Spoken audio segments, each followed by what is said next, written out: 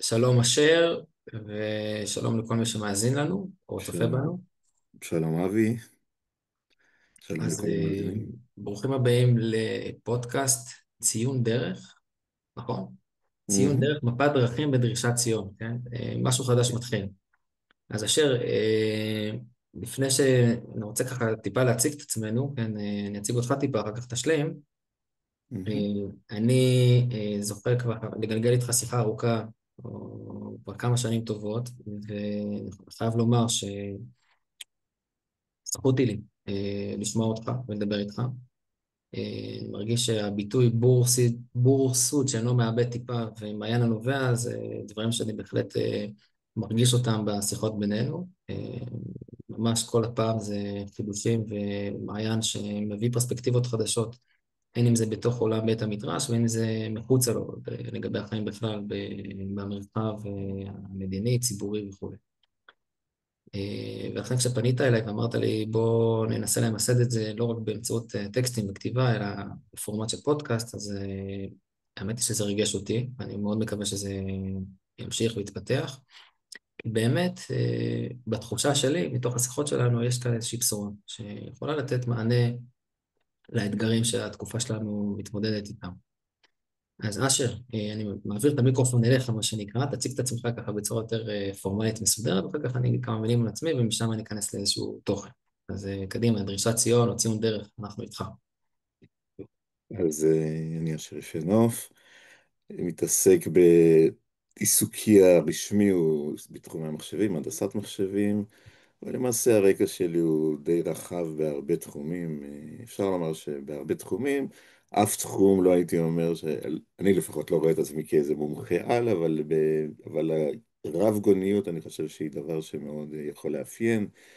כלומר, יכול להיות בתחומים של תרבות, של מדע, של חברה, כלכלה, ובעיקר, זה אולי הדבר הכי בסיסי, זה כל זה, איך זה קשור לתורה. כן, ובהקשר הזה זה תורה, תורה שבכתב, האלמנטים הפילוסופיים יותר, המחשבתיים, גוונים של קבלה, וגם כמובן איך זה עבר בפועל בעם ישראל במשך הדורות, כן? עם ישראל הוא לא רק איזשהו תוכן אינטלקטואלי, אלא זהו ממש תוכן מציאותי, כן? חתיכת חיים, מה שנקרא. וזה חלק גדול אולי הדבר המרכזי שאני עוסק בו. בעצם מכאן אני מתפרס לכל התחומים, וזה אני חושב בדיוק הנקודה, מה שקראתי ציון הדרך, כן? ציון, מפת, איך קראתי לזה? ציון, קריאת כיוון, כן? הקריאת כיוון שאני מנסה מפת לעשות, כן? דרכים, מפת הביטוי הדרכים, שכתבת כן, שאני זה מנסה פה מפת דרכים לעשות, בדרישת זה ציון. בעצם לשים לב שאנחנו נמצאים באיזושהי נקודה, כן, פרשת דרכים, גם, גם היסטורית, אבל גם בתור עם ישראל בעצם המציאות שלנו, כן, בתור בני אדם ובעולם המודרני, בתור אנשים זה, בתור ציונים, בתור יהודים, בתור כל איך שלא נגדיר את זה, כן, אנחנו נראה שאני קצת הולך לפרק את כל ההגדרות האלה, כן, הם לא יהיו, אף אחת מהם לא תישאר באיזושהי צורה, אני אשתמש בכל אחת מהם, אבל אף אחת מהם לא תישאר בדיוק כמו שראינו אותה מההתחלה, כן? זה לפחות המטרה, או לפחות אנחנו ננסה להשיג כאן איזושהי פרספקטיבה חדשה, כן? איזשהו אני מבט רק רוצה חדש. להסביר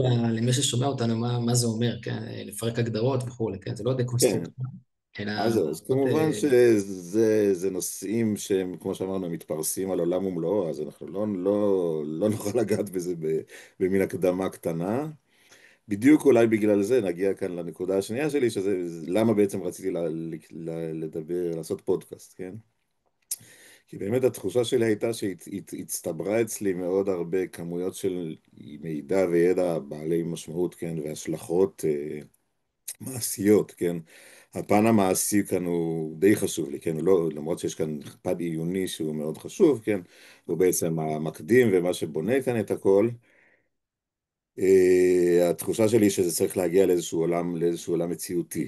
וברגע שאני עסקתי בזה בכתיבה לא מעט, ברשתות חברתיות, גם במקומות אחרים, אבל התחושה היא תמיד שבכתיבה אתה מאוד צריך לתמצת את הכל, כן, כדי שבעצם יצא מזה משהו, כן, והרבה פעמים אתה צריך לעבור על הרבה דברים, כאילו כל מיני דברים שיש הנחות יסוד שהם חלק ממה שגורם לנו לכשלים, כן, להחמצות, כן, הרי בעצם זה לא שאנחנו סתם מגיעים למצב, כן, אם נדבר על מצבים שונים בחברה שלנו ובפוליטיקה וכל המשברים האלה, הם לא מגיעים יש מאין, כן, יש כאן תהליכים שאתה יכול לקחת אותם במעגלים היסטוריים לתחילת הציונות, ואולי לא יודע מה, לימי אוסלו, כן, כל אחד, אתה יודע, לוקח את המעגלים שלו למלחמת יום הכיפורים, או אתה יכול לקחת את זה אפילו לימי בית שני ובית ראשון, כן, זה יכול להגיע לך אפילו יותר רחוק מזה, כן?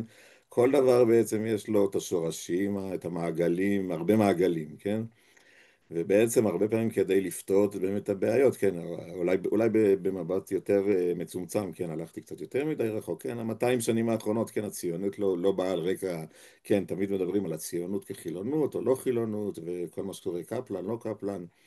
אשר בעצם זה בעצם, אם לא, נציג לך... הציונות לא המציאה הציונות לא התעצבה בצורה הזאת בגלל שהיא מתוך עצמה, אלא בעצם היה איזשהו רקע של יהדות, בעיקר יהדות אירופה, כן, אבל יהדות העולם בכלל, שהייתה במצבים מסוימים, וכאילו, דבר מוביל לדבר, כן, זה לא, אנחנו רואים כאן שכבות שאחת מעל השנייה ואחת משפיעה על השנייה, ואם אנחנו לא מטפלים בזה בצורה טקטונית יותר, אנחנו בעצם חוזרים על אותן טעויות בלי להבין בכלל מה עשינו. וחלק מהעניין הוא קצת לפרק את הדבר הזה. כמובן, צריך לחשוב איך עושים את זה, כן. זה לא, איך אומרים, לא להגיע לדקונסטרוקציה הפוקויאנית שמפרק את הכל ויוצא מזה כלום, כן? יוצא מזה איזשהו בלגן פוסט-מודרני. כן, מסתכלים אלא ממש. להפך, להגיע פה לאיזשהו, להבין פה את הסדרים הקדומים והמתוקנים יותר, ובעצם מהם אפשר לעלות חזרה לאט לאט לסדר מתוקן יותר. אז רק להמשיך אותך במה שאתה אומר, בעצם הרבה מהשיחות שלנו, אז להסתכל על איזושהי תופעה אחת, ולהבין שהקשרים שלהם הרבה יותר רחבים ממה שזה נראה במבט ראשון. ואם אני אקח את זה למקומות שיותר מוכרים לי, כן, בעולם הטיפול, אז זה סוג של טיפול אנליטי, כן? זאת אומרת, לעשות כן, אנליטי אולי תציג את ולהבין, עצמך, אם לא הצגת. כן, בהקשר, אני אציג את עצמי עוד שנייה אחת, רק לסכם את המשפט, שבעצם זה סוג של טיפול אנליטי שאנחנו רוצים להסתכל במבט לא במבט של מיקרו, אלא במבט של מקרו, של חברה, של תרבות, ולהבין את השכבות הסמויות שמובילות אותנו למה שרואים היום מול העיניים. זאת אומרת, אם אנחנו מסתכלים על העם היהודי, או על החברה הישראלית כחברה שנמצאת בפוסט-טראומה ארוכת טווח, כן? אפשר להסתכל על זה רק מה-7 לאוקטובר, אבל בעצם להסתכל על זה במעגלים רחבים יותר, שזה פוסט-טראומה מהשואה, או פוסט-טראומה מ-2000 שנות גלות, אינקוויזיציה, גירוש, פוגרומים וכולי, ואפשר להסתכל על זה גם בפוסט-טראומה של חורבן בית ראשון ובית שני, שעדיין לא התאוששנו ממנו, ואנחנו רואים תסמינים שלו גם היום. וכדי להבין את מה שקורה היום בחברה הישראלית, אז זה לא מספיק ללכת אחורה 50 או 80 שנה, אלא צריך לתת מבט חודר יותר, עומק עמוק יותר, גם ל-200 שנה האחרונות, אם זה תקופת ההשכלה, הנאורות וכו', ואם זה ממש לשורשים ההיסטוריים בתקופת, עוד כשבני ישראל היו פה, עם ישראל היה פה בארץ, לפני יציאה לגלות, בית ראשון, בית שני, ולהבין תהליכים ושכבות שהן סמויות כרגע, ולהעלות אותם מן הסמוי לגלוי, ולהבין איך הקשר של הדברים משפיע עלינו היום, כמו שאמרת, ברמה הטקטונית, להסתכל על זה ברובד הזה. בהקשר שלי, אז כמו שהזכרתי, זה באמת מגיע מעולם הטיפול, אביזד, עובד סוציאלי קליני, מוביל את בית הספר לפסיכותרפיה הדיאלוגי של מכון רוטנברג, וגם במקביל מוביל בית ספר לטיפול בטראומה. אז העיסוק של הטראומה מאז 7 לאוקטובר מעסיק אותי לא מעט, והמבט הזה על מה שקורה לחברה שלנו כאירוע פוסט-טראומטי, שדורש מאיתנו להתייחסויות רחבות יותר, זה חלק מהדברים שאני חושב שהשיחה שלנו יכולה להעשיר אותה. אז אשר. כן, אז שתי הערות רק חידודים, כן, לא כמובן מסכים. אחד זה הנקודה שבאמת דיברת על מבט המקרו, אז כמובן הוא באמת אכן חלק גדול מהעניין, אבל חלק בעצם המשמעות של זה קצת משחק, כן, בין המקרו למיקרו, כן, להבין את היחס הזה בין הדברים, כי בעצם כאן זה בזה מה שנותן לנו את האפשרות להבין את הדברים, כן, כי יש לך את המסגרת של המקרו, ואז אתה מבין שבתוך המסגרת הזאת יש לך איזושהי התנהגות, אז התנהגות הגיונית, אבל אם אנחנו נבין את המקרו בצורה קצת אחרת, אז גם ההתנהגות במיקרו היא שונה, ולכן בעצם, כמו שאני כתבתי את זה אצלי בצד, אני קורא למה שאנחנו מנסה לעשות כאן, כסוג של אקטיביזם אינטלקטואלי, הייתי אומר, כן? המטרה כאן היא כן אקטיביסטית, כן? לא במובן של זמבורות כמובן, וכולי, שכן, הסגנון האלים. אנחנו עוד לא מגיעים לחסימות כבישים, זה עוד לא כן, יהיה, אבל כן. אני חושב הסגנון האלים המרקסיסטי-פשיסטי כזה, שמגיע ממקום, הוא מגיע מאוד ממקום מאוד פוליטי.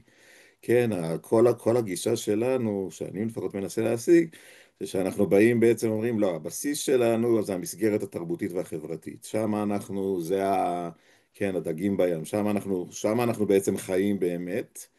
והפוליטיקה היא צריכה להיבנות מתוך זה ועל זה, על גבי זה היא נבנית, וככה גם היא נבנית בצורה לא בכוח, כן, אנחנו לא באים כרודנים בכוח, אלא באים בתור כן, מעצבים את מה שקורה בתוך זה, וכן, ולומדים את זה מחדש, וכן, ומעצבים, משכללים את זה, ומשפרים את זה, וכן, לפעמים, איך אומרים, יש גורמים של כוח, אז משתמשים גם בכוח, כן, זה לא איזה משהו פציפיסטי או משהו בכלל לא בכיוון, כן, מהמם. כמובן שכשיש צורך להתמודד עם כוחות פראיים וכולי, אז השימוש הוא גם נעשה בכוח, כן, לא, זה לא איזה אוטופיה מנותקת, אלא אנחנו עם רגליים מאוד על הקרקע,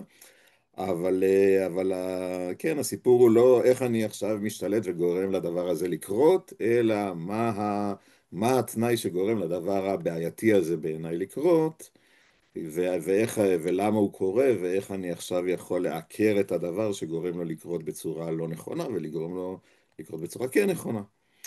זה דבר אחד. הדבר השני, האמת הוא נוגע די מאותה נקודה, זה בעצם שדיברת מאוד על החורבן ועל הטראומות וכולי וכולי, אני חושב שזה כמובן נכון, אבל זה אולי חלק מהבעיה שלנו כן היום, שאנחנו קצת יותר מדי בצל הטראומות, כן, יש לנו, באמת אנחנו תופסים את היהדות, את העולם היהודי, את העולם, אולי בכלל, לא רציתי להיכנס לזה על ההתחלה לנושא של ירושלים, אבל כן, ירושלים נתפסת כאיזה מקום מנותק, היישוב הישן, איזשהו מקום גלותי שמנותק שלא קשור לשום דבר, ובעצם החיים האמיתיים זה תל אביב, וזה מדינת לאום מודרנית, כן, שהיא בעצם תעתיק של מדינה נוכרית, כן, זה אפשר נדון כמובן בפרקים בהמשך, מה המשמעות של מדינה יהודית, כן, לכאורה יש בכלל כזה דבר מדינה יהודית, כן, זה עוד שאלות, כן, מה וכולי וכולי, כן, זה בעצם הנושאים המרכזיים שנעסוק בהם,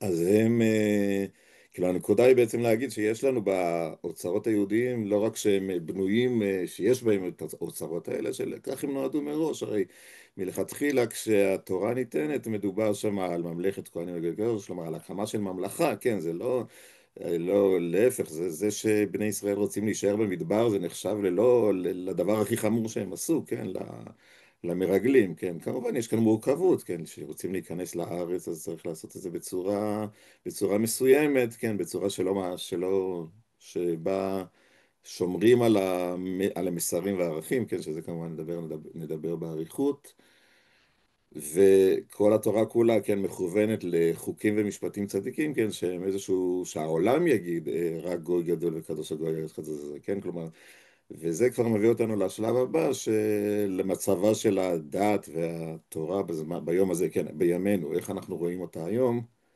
אבל אולי כבר הקדמתי קצת את המאוחר, כן, אמרנו שנגיע לזה אז בהמשך.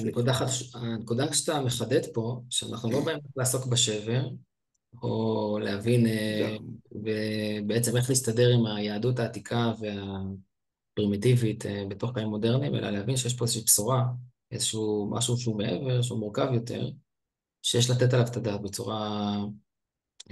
בצורה שונה ממה שנתפס במבט חיצוני, נאמר ככה. כן, בהחלט. אוקיי, אז מהנקודה הזאת בוא נתקדם לשלב הבא. אשר, מה הדבר הבא שהיית חושב שאנחנו ניכנס אליו בסדר הדברים? אוקיי, אז הדבר הבסיסי, כמו שאמרנו, הנושא המרכזי, הראשוני, אני חושב, כן, כי הוא בעצם הבסיס להכל, זה בעצם המערכת כן, בגדול אנחנו מדברים על ניהול מדינה, כן? אז כמובן זה דבר שייקח זמן להגיע להבשלה בצורה מעשית, כן? וכאן רגע אנחנו מדברים על הצורה הרעיונית, מה שנקרא הקונסטרוקציה, כן? מה בכלל הרעיון, כן? דיברנו לפני רגע על מדינת לאום מודרנית. לכאורה, כן, התפיסה של מה שקוראים היום מדינה יהודית זה מין הרכבה כזאת, כן? ניקח את המדינה, את מדינת הלאום המודרנית, פחות או יותר, שאגב, אני מקבל עם הדבר הבסיסי, אפשר לומר שאני מקבל אותו, כן? אין לנו יכולת להמציא מדינות מהאלף אין לנו גם רצון, כן, כמובן, להמציא מלכות של, לא יודע מה, כמו שהייתה לפני 1,000 או 3,000 שנה, כן, זה הרי ברור שזה לא עולה על הדעת, כן? מצד שני, מדינת העולם המודרנית היא בנויה, כן, על יסודות יווניים ועם השפעות נוצריות, כן, של מדינת הכנסייה והמהפכות שעברו, כן, וכולי וכולי, כן, לא ניכנס עכשיו לכל הנקודות, לכל הצמתים ההיסטוריים, Mhm.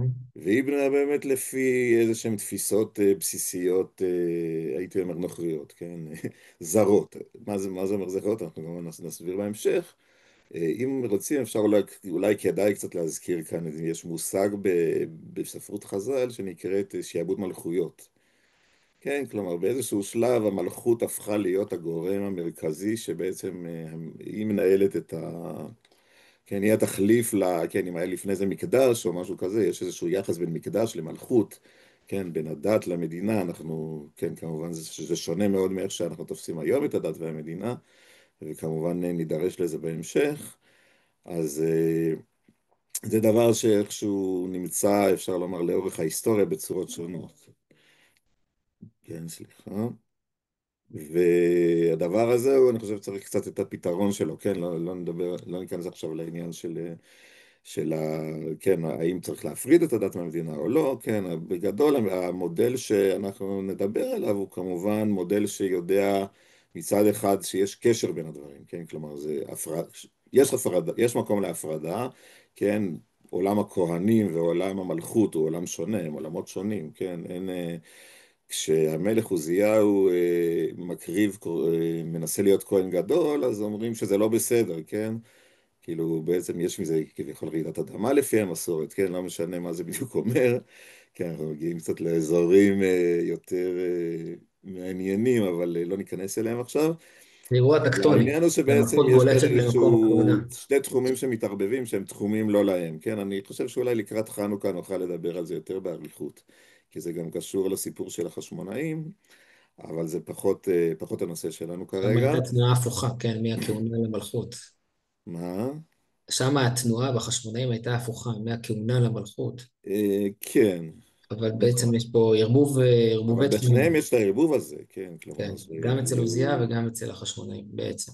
והערבוב הזה לא, הוא בעייתי, כן, בלי כלאיים, להיכנס כלאיים. עכשיו לפרטים, אפשר להבין שהוא בעייתי, הוא בעצם פוגע בשני הצדדים, כן, כי זה גורם גם לאיזושהי שחיתות של הממסד הדתי שאמור לייצג משהו טהור יותר ונקי, כן, וגם את הצד השני, כן, הוא גם משחית קצת את הצד היותר, כן, הצד הארצי שצריך לפעול לפי כללים פרקטיים, אבל, כן, הכללים הפרקטיים האלה צריכים להיות באמת מתאימים לא לבוא מתוך איזשהו האילוצים המערכות הבינלאומיות כופפות עליך, אלא איזשהו יכולת שלך להתאים את עצמך לתוך המערכת הבינלאומית, כן? ולתוך המערכת המציאותית, הריאליסטית, כן? זה ממש שתי מערכות שונות.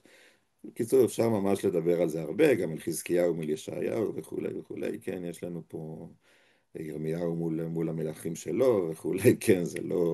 זה נושא שיש לנו פה מטענים מרתקים לעסוק בהם, כן? לא יודע כמה נגיע בהם רחוק, אבל זה באמת לא שייך לשלב הזה, רק אני מביא אותו כהקדמה, כי אני חושב שהוא קצת עולה לנו על- כן, הוא קצת נדרש קצת בתור אטמוספירה, מה שנקרא. הכיוון שאני יותר חושב עליו זה בדיוק, ואני חושב שזה הכיוון החז"לי, כן, שהוא בעצם בעיקר מימי רבן יוחנן בן זכאי, זה שיש כאן קצת הבנה שכרגע הדגש שצריך לתת יותר זה הדגש לא על הצד הדתי של הקודש, מה שנקרא, למרות שהוא כמובן נמצא שם, כן, זה לא שאנחנו משעים אותו, כן, זה לא במובן של הפרדת דת ממדינה שאנחנו שוללים את הקודש, כן, או משהו כזה, אלא במובן של למצוא את האיזונים הנכונים ביניהם, ובעצם במובן מסוים יש כאן איזשהו מקום לתת הובלה לצד של, איך נקרא לזה, הריאלי יותר, כן? כלומר, מה שנקרא, יש לנו, אם אנחנו מדברים על סנהדרין מול בית דין של כהנים, כן? יש את זה לפעמים בחז"ל, מי שמכיר. אז כאן אנחנו נגיד שהדגש בעצם מאז חורבן בית שני, הוא בעצם על הפן של החכמים, שהם בעצם אנשי הסנהדרין, כן? אז הם כמובן עוסקים בהם גם בעניינים של קודש, אבל מתוך המבט היותר, הפחות דתי, הייתי אומר, מציאותי, כן, זאת אומרת, פחות ויותר נבואי קרוב לצורך לזה. העניין. מה? המעבר מנבואה לחוכמה, כן, זאת אומרת, המעבר הזה של... כן, כן, אבל אני הלכתי כאן יותר מזה, כי גם בקודש יש לך איזה צד של חוכמה, כן, לא? חכמים אומרים, סדר קודשים זה חוכמה, כן? אבל שמה זה חוכמה הרבה יותר מופשטת, כן? אתה לא מבין... בוא נגיד ככה, מי שלומד סתם קורבנות, הוא לא מבין את זה, כן? הוא לא מבין בדיוק איך זה קשור לחוכמה, כן? במבט ראשון. וזה נושא שצריך ללמוד אותו, כן? אני מדבר כאן על חוכמה במובן, כן, לא יודע, דיני ממונות, אני יודע, הרי זה בעצם הדגשים שחכמים נותנים, או בעולם אפילו האידאות. עניינים של משפחה, כן? אבל כשאתה מדבר על רבן יוחנן בן זכאי בתור חשיבה החז"לית והרלוונטיות שלה, אז בוא תחדד לנו יותר את הנקודה הזאת, מה זה אומר? זהו, זה לא, אני חושב שרבן יוחנן בן זכאי משהו מזקק יותר, זה את הנקודה של גם לקיחת האחריות, שזה נקודה ראשונה, לקיחת אחריות במצב לא אופטימלי, כן? כלומר, באיזשהו מצב שאנחנו יודעים שלכל דבר יש מחירים, כן? כלומר, הנה, אם רוצים קצת כאנטיתזה כן, תמיד מדברים על שכר בן אבקולס, כן? אז יש איזושהי גישה של חכמים שאומרת, אנחנו לא רוצים לשלם מחירים, כן? אם יעשו ככה, יגידו ככה, ותמיד יש לך מחירים, כן? גם רבן יוחנן בן זכאי יש מחירים, ושוב, בדיעבד הוא בעצמו אומר, לא בטוח שעשית את הבחירה הכי נכונה. יש, כן, מי שמכיר שם את הסיפור המדרשי, הוא אומר, אני שתי דרכים בפניי, כן? יכול להיות שיתברר שהדרך שלי לא נכונה. כן, אני חושב שהוא לא באמת חשב שהדרך שלה ממש לא נכונה, כן? אבל הוא הבין שהמחירים שלה, שבסוף יש כאן איזשהו עניין של יש מחיר מול סיכון תועלת, בכיוון שהוא תועלת הולך מול אליו, כן? הפסד. סליחה?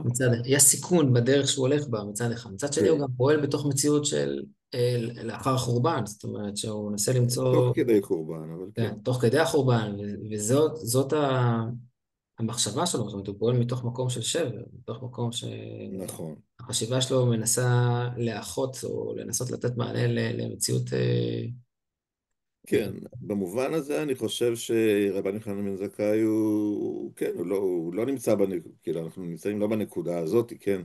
התפיסה, הנקודה שלנו היא אולי הפוכה, כן? הרצון הוא להגיד של לצאת מהשבר, כן? אני חושב שגם רבן חיים בן זכאי עצמו יצא מהשבר, כן, מהחורבן של ירושלים, הוא יצא לבניין, ליבנה, בנייה. כן, אגב, גם הזכרנו את זה בשם של הפודקאסט, דרישת ציון, כן, התקנות שהוא עושה, זה בדיוק אפשר ללמוד מהם, כן, ציון היא דורש אין לה, כן, זה תקנות של דרישת ציון, כן, של זכר למקדש, כן, פרק האחרון במסכת ראש השנה מדברת על זה הרבה. שבעצם חלק מהעניין שלו הוא בדיוק להראות איך לא לוותר לגמרי על תודעת הקודש, איך למרות שאתה מוותר על הקודש, בוא נגיד, אתה לא מוותר על תודעת הקודש. וזו נקודה שאני חושב קצת משמעותית כאן, כי למשל היום יש כל מיני קולות חדשים שמדברים על התחדשות התורה וכל מיני דברים כאלה, שלפעמים לפחות התחושה שלי היא קצת כזה שזה מגיע מתוך איזושהי גישה ציונית שקצת מוותרת על הקודש, כלומר היא לא לגמרי מוותרת עליו, אבל היא אומרת כאילו לא, הקודש זה יותר דבר שהוא לגלות, כן, לאיזשהו דבר, כן, לחיים של יהודי, שכל מה שיש לו זה בעצם, שאין משמעות משמעות של תוכן, בעל משמעות כל כך לחיי החולין שלו. חיי החולין שלו זה לשרוד בעצם, כן, בגלות, הוא צריך, לא יודע מה, להאכיל את המשפחה שלו, לא יודע מה, שהילדים שלו ימשיכו, לא יודע מה, להיות יהודים וכולי וכולי, כן, איזשהו הישרדותי במובן הרחב של המילה, אבל הישרדותי, כן? אפשר לומר שהחברה החרדית די מאפיינת את הראש הזה, ובהרבה מובנים החברה הדתית כולה, כן, מחזיקה אחריה, אם אם יותר לי להגיד. אוקיי, אבל אבל תראה, אתה יש מדבר על מגמות התודעה, אחרות. כן, אתה מדבר על התודעה של קודש אצל רבן יוחנן בן זכאי, זאת אומרת, מה בעצם רבן יוחנן בן זכאי עושה? הוא לוקח את מושג הקודש שהופיע בעולם מתוקן, או יחסית, כן, בעולם לפני החורבן, נכון. שהיה בו מקדש, שהיו בו קורבנות, ואת התודעה הזאת הוא מנסה להעביר ולעשות לה סוג של טרנספורמציה, כן? סוג של המרה לכיוון של הכנה לקראת הגלות. זאת אומרת, איך אפשר לשמר את הקודש גם בדלת אמות של הלכה, בעולם שבו אין במילה אחת הייתי אומר, הוא מעביר אותה מבית המקדש לבית הדין. לבית המדרש. לסנהדרין. בית הדין, שהוא שקול בעצם לסנהדרין, שזה בית מדרש. סנהדרין כן. זה בעצם בית מדרש מורחב, אם תרצה. עכשיו, זה אולי... המגמה שאתה מדבר עליה עכשיו זה איך בעצם להחזיר את הקודש למרחב הטבעי שלו, זאת אומרת, לא להישאר כבר בתודעה הגלותית, אבל בשונה מהתנועה שפוגשים היום במרחב, שממשיכה לעלות איזושהי לעם. מגמה ציונית, שמנסה להתנתק מהמרחב הזה ואומרת שהוא כבר לא רלוונטי, או כן, הציונות באה לבנות משהו חדש, כביכול, כן, או לפחות כן. זרמים בציונות. אני חושב בנקודה הזאת, אם כבר הגענו, שגם ביחס לציונות, יש לנו כאן, אפשר לומר הצד השני של זה, זה שגם בשונה מהתפיסות האקטיביסטיות יותר, המשיחיות, כן? שהן מדברות על נקים, נעלה להר הבית ונבנה את בית המקדש, כאילו, לא משנה אם אנחנו לא יודעים עדיין איך, אבל לשם נכוון. עכשיו, כמובן שהר הבית ובית המקדש נמצא, כן? לא הצלחתי לשים עדיין את הלוגו פה ברקע.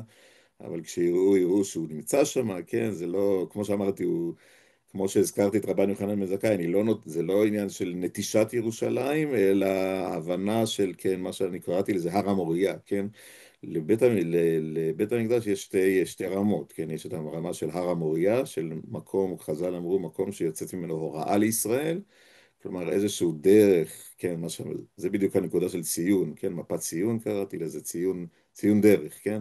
ציון דרך. ציון, זה גדול ציון, עכשיו. זה בית המקדש, זה קודש הקודשים. זה הציון, הציון הוא אומר לנו לאן אני רוצה להגיע, כן? אבל בשלב ראשון הוא נראה, אני לא, זה נקודה, כן? זה לא משהו שיש לי אחיזה בו, אבל דרכו אני יכול כן להתחיל להסתכל על כל העולם, כן? איזשהו נקודות מבט ולתת ממנו, להוציא ממנו הוראה. וזה הנקודה המעניינת שרבן יוחנן בן זכאי בעצם לוקח איתו את הנקודה של ההוראה, כן, מה הוא עושה ביבנה? הוא מקים בית דין, כן, זה מה שהוא עושה. ובעצם לדעתי זה בדיוק מה שאני בא להדגיש, הדגש הוא שהנקודה היא בעצם בית הדין, מה שהוא עושה, כן, בצורה מתוקנת, כן, זה לא בדיוק מה שקורה היום, היום בית הדין הוא קצת, הוא מופע יותר, הייתי קורא לו רודני, אבל אולי כן, תלוי איפה, באיזה גבולות, כן, אני מדבר בהקשר הזה גם על בית הדין החילוני וגם הדתי, כן,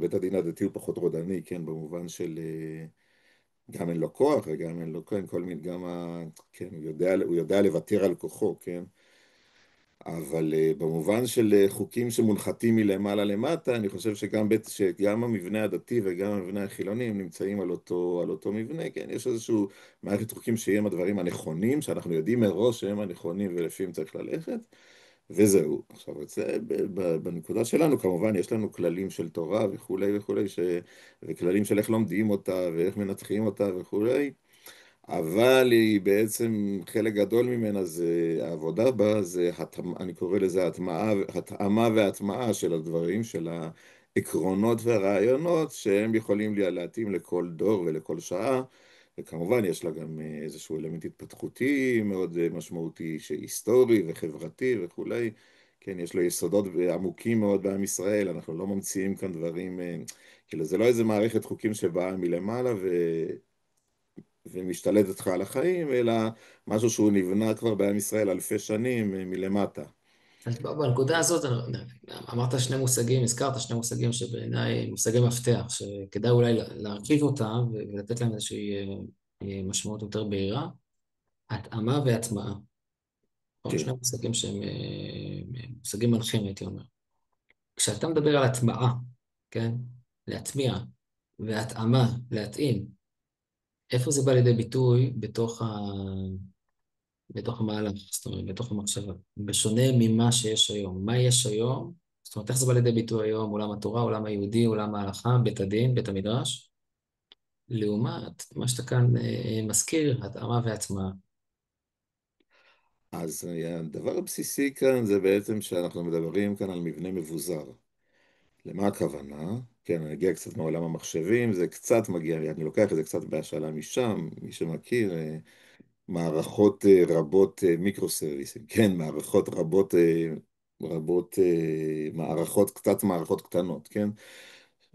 כאשר כן, במדינה המודרנית היא בנויה הייתי קורא מונוליט. מה זאת אומרת? יש לנו מערכת חוק אחת. כן, לכאורה גם, אגב, אוהבים לתלות את זה בתורה, כן? כשיש לנו תורה אחת, וזה נכון, אנחנו נדבר על זה עוד רגע, אבל נדבר גם על ההבדל. כן, יש לנו תורה אחת, בית מקדש אחד, כהן אחד, בצורה האידיאלית, כהן גדול אחד. כן, זה לא ככה כל אחד תחת כל עץ רענן יקים לו במה ויגיד, אני עושה מה שבא לי, כן? יש על זה ממש כללים, כן? לא תתגודדו וכולי, שזה אגב קצת מה שקורה היום, כן? אמנם לא מתוך אילוץ קצת, כן? עכשיו, במצב, אבל בפועל החיים בנויים מאנשים מורכבים, כן? בעיקר אחרי גלות, אבל גם באופן כללי, עם ישראל תמיד היה בנוי משבטים, כן?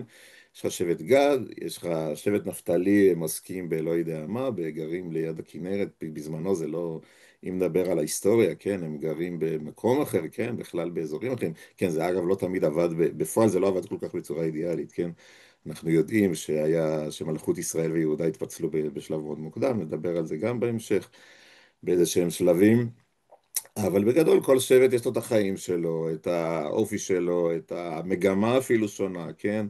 אלה יותר צבאיים, אלה יותר זה, וכמובן אנחנו בימינו, כן, יש לנו גוונים של תרבות אירופאית יותר מול תרבות יותר עממית, אני יודע, מזרחית, ומול, ותרבות חרדית יותר מול תרבות, לא יודע מה, דתית-לאומית, זאת עם אומרת, נטייה פרדיגמת השבטים עדיין היא בתוכנו, זאת אומרת, קיימת, ואני עדיין חושב שהיא תמיד נוכחת. תהיה, כלומר, כן, הנקודה היא שזה לא חולשה, כן, אלא אבל מעלה.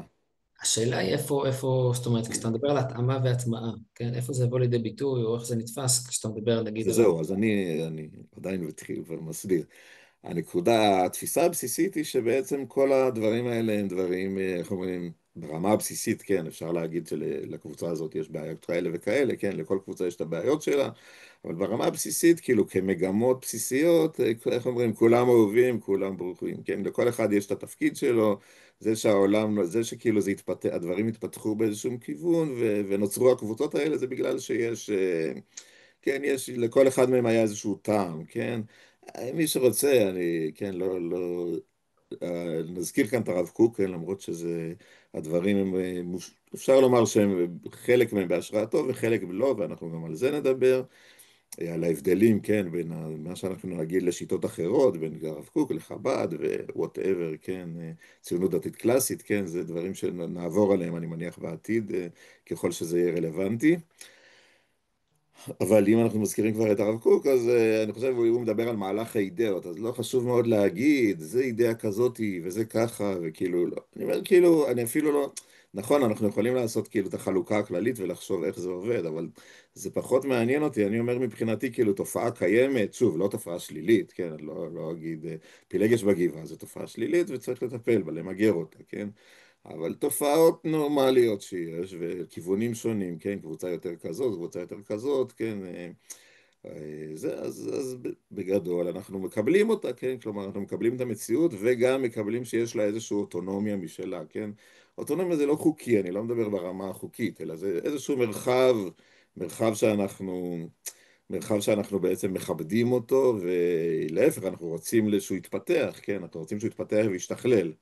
כלומר, לי יש אינטרס, אני החרדי, כן, בכובע הזה, בפועל, אגב, יש לי את הכובע הזה, כן, זה לא שזה כובע זר לי, כן, אני לא מגיע מאיזשהו מגזר באופן מובהק, למרות שטכנית אני גר במקום מסוים וכולי, וכולי וכולי, כן, ולובש לבוש מסוים, אבל זה לא מבחינה אישיותית ומבחינה תרבותית, יש לי אלמנטים תרבותיים של, אפשר לומר, רוב לפחות, כן, יש לי שותפות וחיבה וקשר, כן, יש אפילו תשתיות, כן, יש פן תשתיות, אבל זהותי של בוא, כל אחד מהזהויות המרכזיות, בוודאי במדינת ישראל. אני חושב שגם בכמה מהיותר איזוטריות שבהן, אם לדבר זה, כי אני מתעניין בעוד כמה נושאים ספציפיים יותר.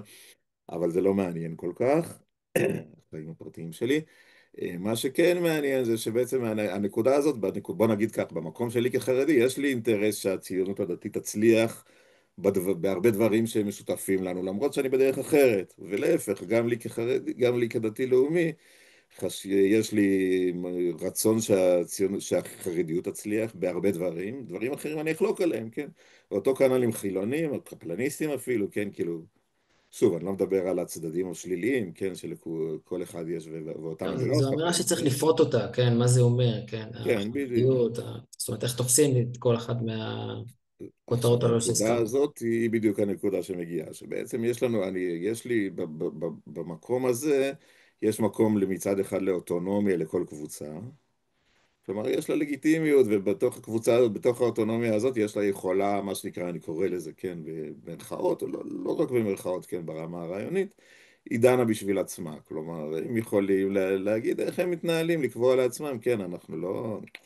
אין עניין שכולם יתנהלו, כן, שיהיה איזה בג"ץ, בג"ץ דתי או חילוני, או לא משנה, כן, שיגיד, כולם חייבים לקבל, לא יודע מה, עיקרון XYZ. כן, זה קצת הגישה המונוליטית, גם אני חושב של עולם בג"ץ, כן, מה שקראנו, וגם העולם החרדי זה שמתיימר לפחות, או זה שהתיימר, הוא בא ואמר, אני פוסק לכל עם ישראל, כן, אני אשכנזי, או לפחות לכל האשכנזים או הספרדים, כן, שזה עוד יותר גרוע באיזשהו מובן, כי בעצם אני אומר, אני פוסק לפי התורה, אבל התורה היא, יש כמה תורות, כן? אז זה כבר נוגע ממש בבעיות שלא תתגודדו, כן? של מהמם. פילוג. אז בעצם, כן, שבעצם יש לך כאן כביכול כמה מערכות חוק שונות.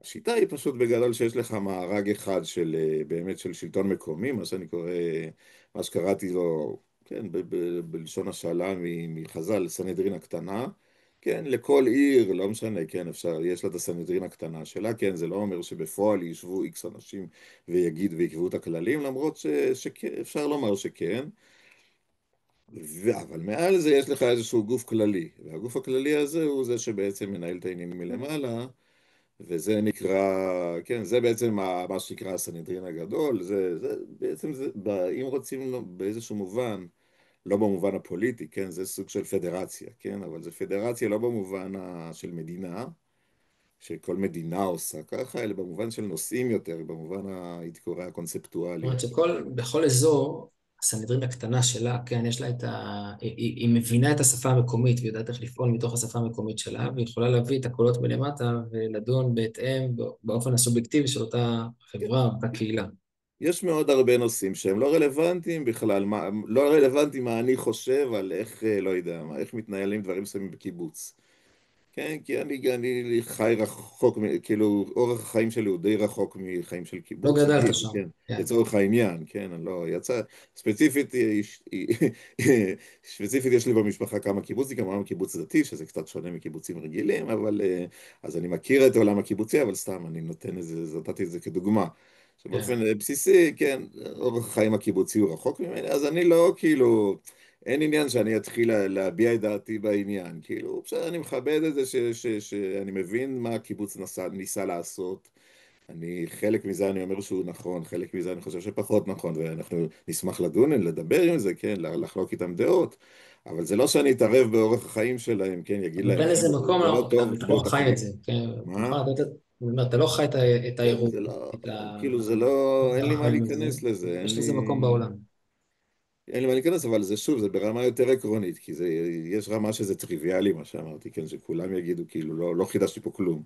אני חושב אבל שיש הרבה רמות שאנחנו כן קצת נכנסים אחד לקישקס של השני, מה שנקרא, וכאילו, זה הרבה מהמריבות ומהמחלוקות נובעות מזה. זה שלב אחד. השלבים הבאים, אפשר לדבר על זה יותר באריכות. אני חושב שיש כאן עניין של אחריות. כן. אנחנו צריכים להתכנס נושא לקראת האחריות, זה כבר בעצם כאן אנחנו כבר נכנסים לנושאים של הפרקים המפגש הבאים. הבא, המפגשים הבאים. כן, אבל אז ניגע בהם לפחות ככה בראשי פרקים, לפחות בחלק מהם. נושא האחריות, כן, נושא האחריות יש בעצם, כשקורה משהו, אז כל קבוצה בעצם מפילה את האחריות על הקבוצה השנייה, כן?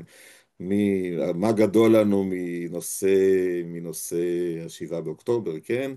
ו- ואיך אנחנו בעצם בכלל קובעים מי אחראי, כן? הרי כל אחד מנסה לזרוק את האחריות על הצד השני, וגם עוד לגלגל יותר אותה הלאה, מזה, כן. אה? לגלגל את האחריות הלאה במקום... כן, ועוד יותר מזה להגיע למה? להגיע בעצם לדאוג שהגוף האובייקטיבי כביכול שהוא עושה יהיה, נו, יהיה, כן, יגיע למסקנות שהוא רוצה, כן? שמאשימות את הצד הנכון.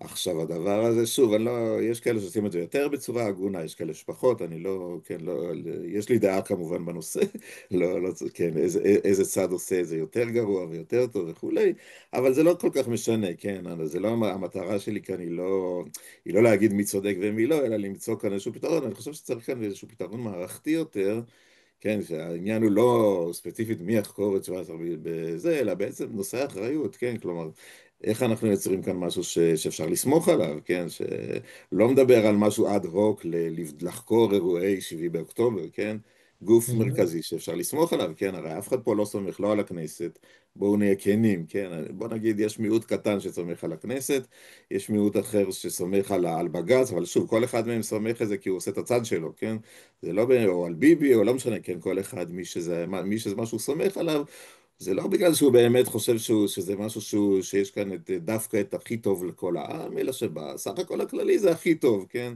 זה בעצם הגישה, כן? אבל בעצם העניין הוא, בוא אנחנו נכופף את ה... כן, אנחנו ניאבק על בג"ץ עד הסוף, או להפך, או על ביבי עד הסוף, כן, בלי להיכנס עכשיו לגופו של עניין, מה טוב ורע בכל אחד מהם וכולי, אז וזה, יש את אבל נושא בעצם, האחריות, מה? שאני אומר, אנחנו צריכים לסכם, אני צריך כן. כבר לצאת, אז רק כדי שנאסוף את הדברים, פתחנו Mhm. היום, כן, את השיחה שלנו ואת הדברים שאתה ככה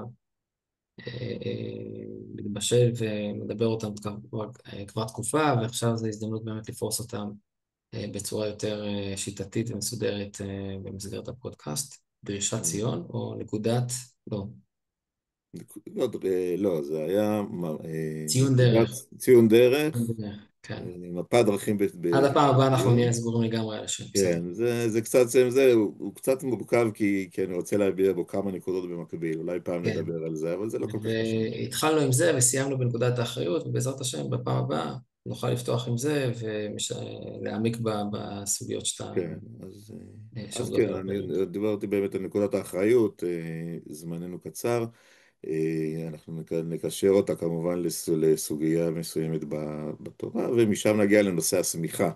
שהוא בעצם, במובן הבסיסי, זה הנקודה איך אנחנו יוצרים משהו שאפשר לסמוך עליו, כן? שזה בעצם אולי המשימה הכי גדולה והכי ראשונה, איך אומרים, במובן האקטיבי של המילה, אבל בטווח הארוך שלה, מה בעצם כדאי ואני רוצה לעשות פה. זהו, טוב, תודה תודה רבה. רבה להקשר, ותודה רבה לכל הצופים והמאזינים שהיו איתנו עד עכשיו, ומקווה שיש לכם חשק וטעם לעוד.